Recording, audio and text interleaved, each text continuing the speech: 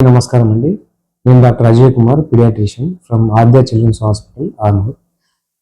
యూజువల్గా మనము every year మనము ఏప్రిల్ 7th WHO డేని సెలబ్రేట్ చేసుకుంటాం. వరల్డ్ హెల్త్ డే అని మనం సెలబ్రేట్ చేసుకుంటున్నాం.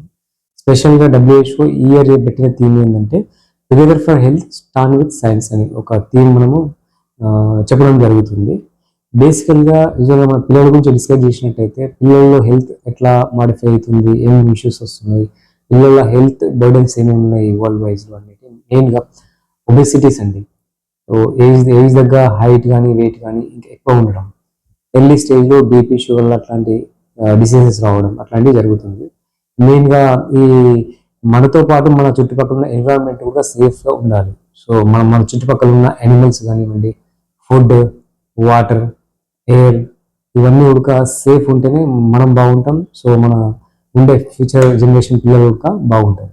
సో ఇవన్నీ మనము చూసుకోవాల్సిన అవసరం ఉంది. మన హెల్త్తో పాటు ఇవి బాగుంటే మన పిల్లలు కూడా ఫ్యూచర్ జనరేషన్ కూడా బాగుంటుంది.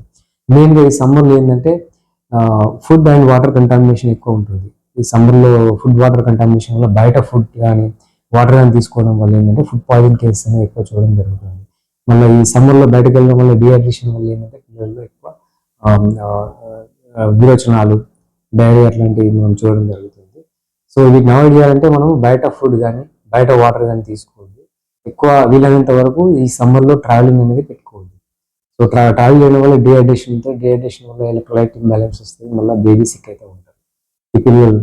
ఇంకోటి ఏంటంటే ఈ పిల్లల లైఫ్ స్టైల్ మోడిఫికేషన్స్, వాళ్ళకి ఏంటంటే సెంటరీ లైఫ్కి అలవాటు పడుతున్నారు. ఈ సోషల్ మీడియా వల్ల ఎక్కువ మొబైల్స్ చూడడము, టీవీ చూడడము, ఈ కార్టూన్ న్యూస్ అట్లా చూడడం వల్ల ఏంటంటే వాళ్ళ యొక్క ఫిజికల్ లైఫ్ స్టైల్ అనేది సెడెంటరీ లైఫ్ అవుతుంది. దానివల్ల ఎర్లీ స్టేజ్లో ఒబెసిటీస్ కానీ ఎర్లీ స్టేజ్లో మనకు బీపీ షుగర్ లాంటి డిసీజెస్ కానీ రావడం జరుగుతుంది. కొన్ని సైకలాజికల్ ప్రాబ్లమ్స్ ఒక ఫేస్ రావడం జరుగుతుంది. సో మనము ఈ పిల్లల్ని మనము ఎంత ప్రాపర్గా పెంచితే వాళ్ళ ఫ్యూచర్ జనరేషన్కి అంతే బాగుంటుంది. సో మనము కొన్ని విషయాల్లో అలర్ట్ అయ్యి సో మనం ఇవన్నీ ప్రికాషన్స్ తీసుకున్నట్టయితే పిల్లలు కూడా బాగుంటారు, మన ఫ్యూచర్ జనరేషన్ కూడా బాగుంటుంది. Thank you.